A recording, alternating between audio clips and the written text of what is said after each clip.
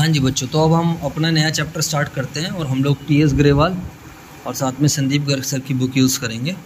तो चैप्टर का नाम है basically central problem of an economy. तो यहाँ पर आपको अपनी इकोनॉमी के पॉइंट ऑफ व्यू से सोचना है कि यार क्या इकोनॉमी के पास हमेशा सफिशिएंट रिसोर्सेज रहते हैं या नहीं रहते हैं।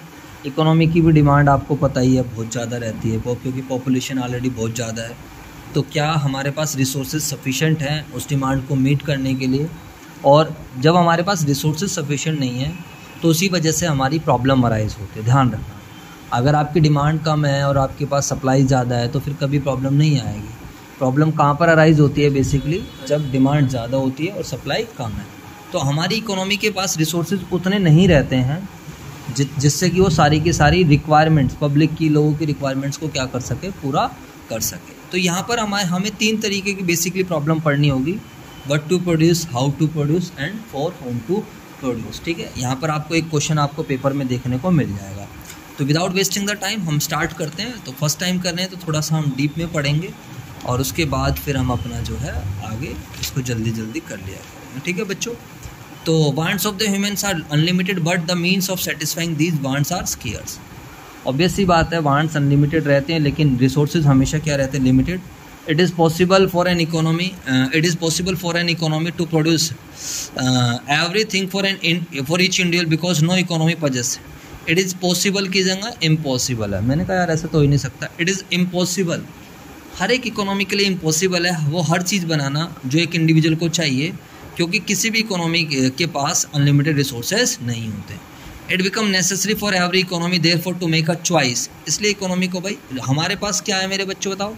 रिसोर्सेज क्या है? लिमिटेड है। और रिसोर्सेज लिमिटेड होने की वजह से हमें चॉइस करनी पड़ेगी कि हमें कौन से गुड्स बनाने कौन से नहीं बनाने। Regarding the efficient use of the available resources in the economy like land, labour, capital. अब हमारे पास लिमिटेड रिसोर्सेज है, इसको इफेक्टिवली यूज़ करना है जिससे कि हम इस सोसाइटी के जो मोस्टली तबके को सेटिस्फाइड कर सकें रेदर देन कि हम किसी एक तबके के ऊपर ध्यान दे सकें। समझ में आई बात या नहीं? जल्दी से बता दीजिए फटाफट। For example, the economy has to decide how much of the resources are to be used for the development of industries. अब हमारे पास लैंड पड़ा हो तो लैंड से हम कितनी इंडस्ट्रीज बनाएं और एग्रीकल्चर कितना करें। तो भैया एक बात बताओ, तुम खाली लैंड से अगर इंडस्ट्री बना दोगे तो भैया लोग खाएंगे क्या? आप मुझे बताओ। इंडस्ट्री खाने के लिए तो नहीं देंगी, गेहूँ तो उगाना पड़ेगा, चावल, मक्का, सब कुछ तो उगाना ही पड़ेगा। तो इकोनॉमी को डिसाइड करना पड़ता है कि लैंड को कितना यूज़ करें जिससे कि वो इंडस्ट्री के काम आ सके या फिर किस चीज़ के काम आ सके, basically agriculture. The problem concerning the, तो अगर कोई आपसे पूछता है what is the economic problem, तो ये आ गई जी इकोनॉमिक प्रॉब्लम की डेफिनेशन। तो the problem concerning the allocation of the resources to different uses is called economic problem. बात समझ में आई या नहीं आई बताओ? तो बेसिकली वो वाली प्रॉब्लम, वो प्रॉब्लम जो प्रॉब्लम कंसर्न करती है, संबंधित रखती है कि हमारे पास जो रिसोर्सेज, लिमिटेड रिसोर्सेज हैं, उसको डिफरेंट यूज़ में हम कैसे एलोकेट करें, उसको हम बेसिकली क्या बोलते हैं? इकोनॉमिक प्रॉब्लम या फिर प्रॉब्लम ऑफ चॉइस। तो economic problem means, economic problem का मतलब है वो प्रॉब्लम ऑफ चॉइस और the problem of economic use of scarce resources. समझ में आई बात या नहीं?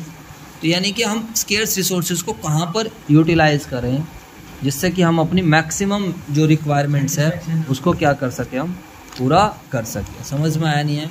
अब इकोनॉमिक प्रॉब्लम अराइज किस वजह से होती है, ये हमारे सामने एक क्वेश्चन है जो कि आपको घर से लिखना है। समझ में आई बात है नहीं?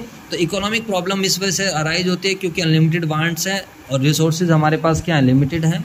और हर एक रिसोर्सेज के कौन से यूज होते हैं मेरे बच्चों बताओ? अल्टरनेटिव यूज़ होते हैं। समझ में आ गई बात है नहीं? तो इकोनॉमिक प्रॉब्लम इस वजह से अराइज होती है क्योंकि हमारे जो वांट्स है वो अनलिमिटेड है और कोई भी व्यक्ति अपनी सारी की सारी वांट्स को सेटिस्फाइड नहीं कर सकता है। तो want of all members of the society cannot be fully satisfied at a given time. As a matter of the fact, wants of man have been increasing day by day. A few years back, there were hardly any demands for laptop, but today almost every household is too keen to get one. With the passage of time, there is every likelihood of an enormous increase in demand for computers, mobile phones, costly cars. We can therefore safely that in every society at any given time, there is an innumerable answer. तो मतलब ऐसा नहीं है, अब society तो कुछ ना कुछ डिमांड करती रहेगी। तभी आप लोगों ने देखा हो कि कोई भी नई चीज़ आती है तो उसकी शॉर्टेज होती है, बुकिंग चलती रहती है एडवांस में। क्यों? क्योंकि वांट्स क्या हैं? अनलिमिटेड। अब कोई नया फ़ोन लॉन्च हो रहा है, एक दिन में क्या हो जाएगा? वो स्टॉक आउट हो जाएगा, स्टॉक है। गाड़ियों की देखो इतनी बुकिंग चलती रहती है। क्योंकि डिमांड क्या है, अनलिमिटेड। पहले लोगों की डिमांड इतनी ज़्यादा नहीं होती, अब जैसे जैसे डेवलपमेंट होता जा रहा है तो डे बाय डे डिमांड्स क्या होती जा रही है, बढ़ती जा रही है, और लोग की अर्निंग भी अच्छी हो रही है देखा जाए तो इस वजह से इकोनॉमिक प्रॉब्लम हमारी अराइज हो जाती है कि किस चीज़ को बनाएं और किसको ना बनाएं। बेसिकली इस तरीके की प्रॉब्लम आएगी, what to produce, how to produce, for whom to produce, ये सब हम यहाँ पर आगे जाकर डिस्कस करेंगे। समझ में आया? यानी कि रिसोर्सेज को हम कहाँ पर यूटिलाइज करें, इकोनॉमिक्स के सामने ये प्रॉब्लम आ जाती है। और दूसरा हमारे पास अगर हम बात करते हैं अनलिमिटेड वांट्स है, दूसरा क्या है लिमिटेड और स्केयर। भाई जो रिसोर्सेज हैं वो हमारे पास क्या है, लिमिटेड है। अगर किसी व्यक्ति के पास अनलिमिटेड पैसा होगा फिर तो अनलिमिटेड वांट्स की भी टेंशन खत्म हो गई, वो सारी वांट्स को क्या कर लेगा, सेट है। अगर आपके पास अनलिमिटेड रिसोर्सेज है तो अनलिमिटेड वांट्स ऑटोमेटिकली क्या हो जाएंगी, सेटिस्फाइड हो जाएंगी। बट जैसे आपके पास जादुई चिराग हो तो जो चाहिए ले लो भाई साहब। Most of the goods and services satisfying human wants are limited. The goods are called scarce because their demand is greater than supply, no matter what the price is. तो गुड्स हमेशा स्केयर्स रहे। जो आपके पास resources है ना बेटा, उनकी demand हमेशा ज़्यादा रहेगी सप्लाई से, चाहे प्राइस कुछ भी आप रखो, इवन एट जीरो प्राइस भी। अल्टरनेटिव यूज़, अब आपके दिमाग में ये भी चलता रहता है यार हमारे पास जो लैंड है उस लैंड का बिल्डिंग बनाऊँ या एग्रीकल्चर में यूज़ करूँ, तो उसकी वजह से भी एक इकोनॉमिक प्रॉब्लम क्या होती है हमारी, अराइज होती है। समझ में आ रही बात? अगर किसी चीज़ का एक ही यूज़ होगा तो हमें पता है यार इसके अलावा मैं इसको कहीं यूज़ ही नहीं कर सकता, तो फिर उसका एलोकेशन वाली बात ही नहीं आएगी। बात समझ में आ रही है नहीं आ रही? तो another cause of economic problem is that limited resources have alternate use. यानी कि अगर बात करें मिल्क एक स्केयर्स कमोडिटी है, it can be use for preparing cheese, ice cream, rasgulla. Since resources are limited all wants can not be satisfied, it leads to the problem of choice. क्योंकि resources limited होते हैं इसी वजह से problem of choice, which one should be satisfied and which one should not be satisfied. Accordingly, society had to decide which wants are to be satisfied first and तो society को भी ये देखना होता है कि कौन सी वांट्स को पहले सेटिस्फाइड करना है एंड कौन सी वांट्स को बाद में। समझ में आया? तो ये प्रॉब्लम ऑफ चॉइस है। समझ में आया? तो ये भी एक तरीके से चॉइस की प्रॉब्लम है। तो रिसोर्सेज की हम बात करते हैं इकोनॉमिक प्रॉब्लम आती क्यों है, क्योंकि वांट्स क्या है, अनलिमिटेड है, क्योंकि रिसोर्सेज क्या है, स्केयर्स हैं, और रिसोर्सेज के अल्टरनेटिव यूज़ हैं। ठीक है, अब हमें ये सीखना है what are the central problem of एक इकोनॉमी की जो मेन प्रॉब्लम्स क्या हैं। तो रिच और पुअर, डेवलप्ड और अंडर डेवलप्ड, चाहे किसी भी तरीके की इकोनॉमी हो वहाँ पर आपको ये प्रॉब्लम ज़रूर देखने हो। जैसे आपके सामने एक प्रॉब्लम है यार, कोचिंग लूँ, सेल्फ स्टडी करूँ, या आपकी एक प्रॉब्लम होगी यार कोचिंग लूँ, ऑनलाइन लूँ या फिर ऑफलाइन लूँ। ये चॉइस की बात आ गई, समझ, सिलेक्शन की बात आ गई। तो यहाँ पर एक इकोनॉमी की कुछ अब आप इकोनॉमी के लेवल पे सोचते हो, तो जब इकोनॉमी की प्रॉब्लम आती है तो ये देखा जाता है यार what to produce, how to produce and for whom to produce. What to produce का मतलब किस चीज़ का उत्पादन करा जाए, किस तरीके के गुड्स बनाए जाएँ। अब हमें अपनी कंट्री को प्रोटेक्ट करना है तो वार गुड्स भी बनाने पड़ेंगे, कैपिटल गुड्स भी बनाने पड़ेंगे, मशीनरी वगैरह भी बनानी पड़ेगी, एज वेल एज हमें क्या है बेसिकली खाने पीने के गुड्स भी बनाने पड़ेंगे।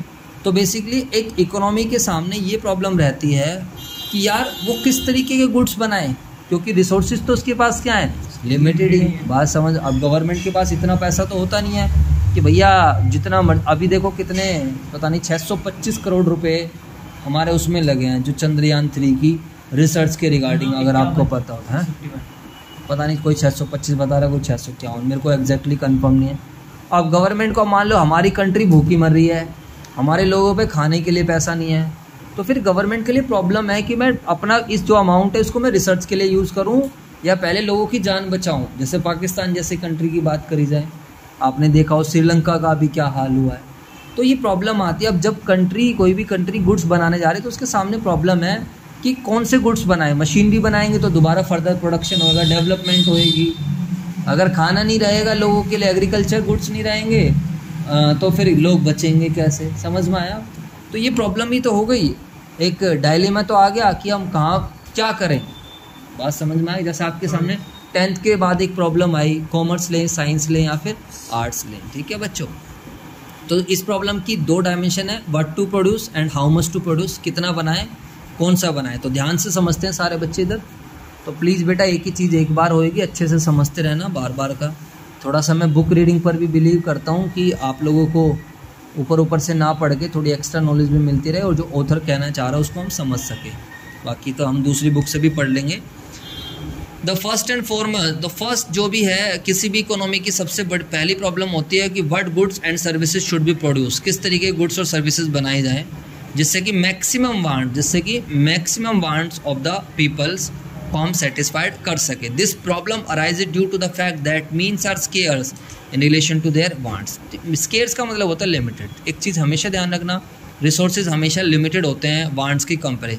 ईच इकोनॉमी, हर किसी इकोनॉमी का therefore to make a choice to which wants it should satisfied and which one it should forgo. तो ये इकोनॉमी को डिसाइड करना होता है कि मुझे कौन सी वांट को सेटिस्फाइड करना है एंड कौन सी वांट को छोड़ना है। जैसे अब आपका मन है कि मैं जैसे ऑफलाइन क्लासेस लूँ या मैं ऑनलाइन क्लासेस लूँ, तो आपको एक लेने के लिए दूसरा छोड़ना ही पड़ेगा। बेसिकली आपने ऑफलाइन ले ली तो ऑनलाइन, अब आपको फ़ोन लेना है, आप अपने रिसोर्सेज के अकॉर्डिंगली जाओगे। आपके पास पैसा कितना है, आप आईफोन थोड़ी ले लोगे बच्चों, समझ में आया नहीं। तो यहाँ पर बेसिकली हर एक इकोनॉमी को डिसाइड करना है कि उसको कौन सी वांट्स को सेटिस्फाइड करना है और कौन सी वांट्स को क्या करना है, छोड़ना है। अब जैसे कि हमारी कंट्री में तो फिर भी ठीक है, मिक्स इकोनॉमी है, इतनी बुरी हालत भी नहीं है हमारी इकोनॉमी की, अच्छी चल रही है।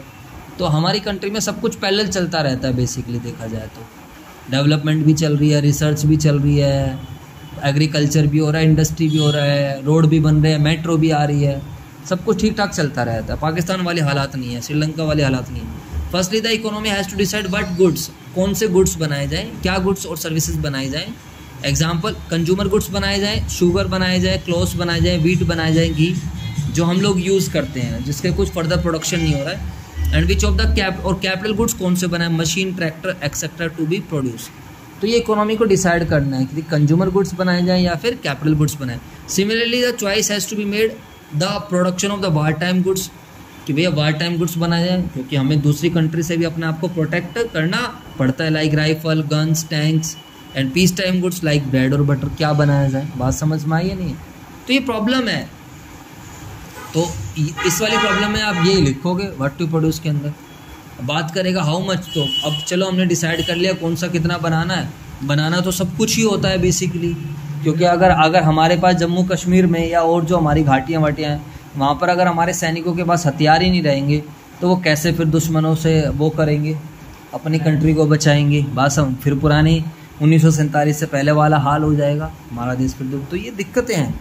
तो जब एक इकोनॉमी ने डिसीजन ले लिया है कि उसको कितना बनाना है, मतलब कौन सी चीज़ें बनानी है, it has to decide about its quantity. अब इसको डिसाइड करना है कि इसको कौन सा सामान और कितनी क्वांटिटी में बनाना है। How much of the consumer goods and how much of the capital goods are to be produce. आई बात समझ। अब आपने डिसाइड कर लिया तो now you have to decide अब आपको कंज्यूमर गुड्स कितना बनाना है। मतलब अब बात आ जाती है मेरे बच्चों क्वांटिटी की। पहले डिसाइड करो विच वन, कौन सा आपको बनाना है। समझ में आ गई बात है नहीं। अगर इकोनॉमी ने डिसाइड करा more of clothes and wheat within a period within limited means then it will have to produce. Obvious सी बात है, आप कई बार किसी एक चीज़ को बढ़ा दोगे तो दूसरी चीज़ को आपको कम करना पड़ जाएगा। समझ में आया बेटा या नहीं है। इसके बाद नाउ है how to produce. How to produce में बेसिकली आप लोग चेक करोगे टेक्निक, तो हमें विच टेक्नोलॉजी हमें यूज़ करनी है for the purpose of production. तो ये बेसिकली सेकंड प्रॉब्लम होती है। फर्स्ट प्रॉब्लम क्या होती है, what to produce and in how much quantity. Second problem how to produce. How to produce basically technique से डील करती है। अब हमारे पास दो तरीके की टेक्निक होती है इसके अंदर। कौन सी टेक्निक है, एक लेबर इंटेंसिव टेक्निक है और एक कौन सी टेक्निक है, कैपिटल इंटेंसिव टेक्निक। बेसिकली हमें वो वाली टेक्निक यूज़ करनी होती है जिसमें हमारे रिसोर्सेज का एफिशिएंट यूटिलाइजेशन हो, यानी कि कॉस्ट हमारी कम से कम आए और वेस्टेज भी हमारी कम से कम हो एंड प्रोडक्शन क्या हो, ज़्यादा से ज़्यादा हो। समझ में आया नहीं है। अब लेबर इंटेंसिव टेक्निक वो टेक्निक होती है जहाँ पर लेबर किसी भी काम में number of labour are working more than the number of machines. Capital समझ में आया। मतलब कैपिटल इंटेंसिव टेक्निक में मशीन ज़्यादा काम करती है एज कम्पेयर टू लेबर। तो पहले की बात करें तो पहले labour intensive technique. Labour intensive technique के अपने फ़ायदे हैं, ज़्यादा लोगों को क्या मिलता है, एम्प्लॉयमेंट मिल जाता है। बट लेबर इंटेंसिव टेक्निक के नुकसान भी हैं, काफ़ी सारी वेस्टेज होगी, एफिशिएंट नहीं रहेगा उतनी वो नहीं रहेगी, क्या बोलते हैं, ब्रांड नहीं बन पाएगी, तो क्वालिटी उतनी अच्छी नहीं मेंटेन हो पाएगी। तो ये सब हम इसके अंदर देखेंगे। अभी एक बारी बुक से भी पढ़ लेते हैं, ख़त्म। इसमें काफ़ी कम दे रखा है। The second main problem of an economy, how to produce goods और how to organise production. This problem is concern with the technique of production. For example, production of cloth is possible either by handlooms, खुद हम अपने हाथों से बना सकते हैं, modern technique से ही बना सकते हैं। This problem is concern with efficient use, resources को इफेक्टिवली यूटिलाइज करने। It employees more production at less cost. समझ में आई? प्रोडक्शन ज़्यादा से ज़्यादा हो और कॉस्ट कम से कम। यहाँ पर दो टेक्निक रहती है, लेबर इंटेंसिव टेक्निक कहती है। Under this technique labour is use more than capital, under this capital is use more than labour. An economy must decide to which technique to be use in given industry so that productivity is raise and cost is minimize. समझ में आई बात है? नहीं? तो ये इन्होंने दे रखी थी बच्चों, संदीप गर्ग के हिसाब से भी देख लेते हैं। तो हाउ टू प्रोड्यूस में भी ऐसा इन्होंने भी कुछ ज़्यादा खास एक्सप्लेनेशन दे नहीं रखी है, बट देख लेते हैं सर, फिर भी जितनी चाहिए उतनी चल रही है हमारे पास, ठीक है। तो सिलेक्शन ऑफ टेक्निक से ये डील करती है। A good can be produce using different techniques of production. By technique we mean which popular combination of inputs. Generally techniques are classified, दो तरीके की टेक्निक है, लेबर इंटेंसिव और capital intensive. Labour intensive technique में more labour and less capital.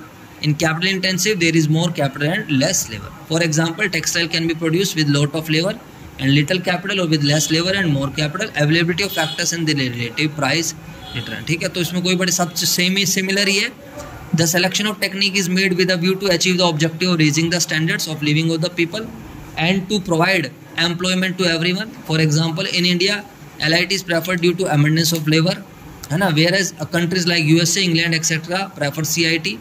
मतलब India में labour intensive technique ज़्यादा use कर रहे हैं हम, सो दैट कि ज़्यादा से ज़्यादा लोगों को क्या लग जाए, हाँ, ज़्यादा से ज़्यादा लोगों को क्या मिल जाए, एम्प्लॉयमेंट। वहाँ कैपिटल, क्योंकि शॉर्टेज ऑफ लेबर, अब जिस कंट्री में लेबर ही कम है वहाँ कैपिटल इंटेंसिव। यूएसए में गाइडिंग प्रिंसिपल है how to produce combined factor production such a manner so that maximum output is produced at minimum cost. तो वही वाली बात आ गई, हमारा कॉन्सेप्ट ये होना चाहिए, लेबर या कैपिटल को छोड़ दो, मेन चीज़ है हमारे रिसोर्सेज कम से कम वेस्ट होने चाहिए एंड आउटपुट क्या होनी चाहिए मेरे बच्चों, मैक्सिमम आनी चाहिए। समझ में आया नहीं है? अरे बोल दो। तो इसको पढ़ना है घर पे जाके और आपको लिखना भी है। ये बस ये 4 होम टू प्रोड्यूस करा रहा हूँ, फिर ये ख़त्म, 2 है ना, 4 होम टू प्रोड्यूस बस ये और करा दूँ। अब होम टू प्रोड्यूस का मतलब है बेसिकली हमारे पास पीपल्स की जो स्टैंडर्ड है ना, लिविंग स्टैंडर्ड होता है। तो कई तरीके के लोग हैं। अब आपने देखा होगा यार, कुछ लोग, हाँ, रिच और पुअर सीधा बात करें तो बेसिकली कुछ लोग भैया आईफोन भी लेके घूम रहे हैं, कुछ फ़ोन छोटे वाले फ़ोन पे भी, कुछ लोग छोटे वाले फ़ोन पर भी चल रहे हैं। तो basically we have to consider, हमें ये देखना है कि हमारी कंट्री में किस तरीके के लोग ज़्यादा रह रहे हैं। अब अगर हमारी कंट्री में BMW बने कोई ना खरीद रहा, या खाली आईफोन ही चलेंगे, तो बताओ कौन ले रहा है फिर उसको? बात समझ में आ रही नहीं आ रही? क्योंकि भैया हमारी कंट्री में middle class and lower middle class लोग भी काफ़ी, इवन पुअर लोग भी बहुत ज़्यादा हैं। तो हमें ये देखना है थर्ड प्रॉब्लम के अंदर कि जो हम रिसोर्सेज बना रहे हैं वो किसके लिए बना रहे हैं, ठीक है। क्योंकि हमारे पास रिसोर्सेज लिमिटेड है। एक economy can not produce goods for the section of the society extend desire broadly. Every economy has 2 section. हर किसी इकोनॉमी के बेसिकली 2 सेक्शन होते हैं, rich and the poor. Social justice is promoted if more goods are produce for poor. तो अगर आपको social justice करना है तो सोसाइटी के बारे में सोचना है, तो भैया ज़्यादा गुड्स बनाओ गरीबों के लिए। But it would reduce inequality, इससे इनइक्वालिटी ख़त्म हो जाएगी एंड प्रमोट इक्वालिटी। अब जब गरीब लोगों को आप राशन पहुँचाओगे, गरीब लोगों के लिए चीज़ें बनाओगे, तो उन लोगों का भी लिविंग स्टैंडर्ड धीरे धीरे क्या होगा, बढ़ता चला जाएगा, इनइक्वालिटी ख़त्म होगी। लेकिन इसकी एक हिडन कॉस्ट भी है। अब क्या कॉस्ट है? By producing goods for the poor the profits of the producer would remain low profit means, अब अगर आप खाली गरीब लोगों के लिए ही गुड्स बनाओगे तो इससे आपका प्रोडक्शन क्या होगा, जो प्रोड्यूसर है उसका प्रॉफिट कम होगा, और जब प्रोड्यूसर का प्रॉफिट्स कम होगा तो ऑटोमेटिकली वो मतलब इन्वेस्टमेंट ही नहीं करेगा, तो कहीं ना कहीं कंट्री की डेवलपमेंट कम होगी, देखी जाएंगी। अब जब प्रोडक्शन ही नहीं होगा, इन्वेस्टमेंट नहीं होगी, तो इम्प्लाइंग लो GDP ग्रोथ। अब लो GDP ग्रोथ रेट का मतलब है इकोनॉमी हमारी बैकवर्ड चली जाएगी लॉन्ग रन के अंदर। तो आपको ये देखना है कि भाई सोशल इक्वालिटी भी देखनी है, साथ के साथ GDP ग्रोथ, मतलब आपको हर किसी तरीके के तबके के लोग को सेटिस्फाइड करना है, हर किसी के तबके के लोगों को क्या करना है, गुड, ठीक है बच्चे।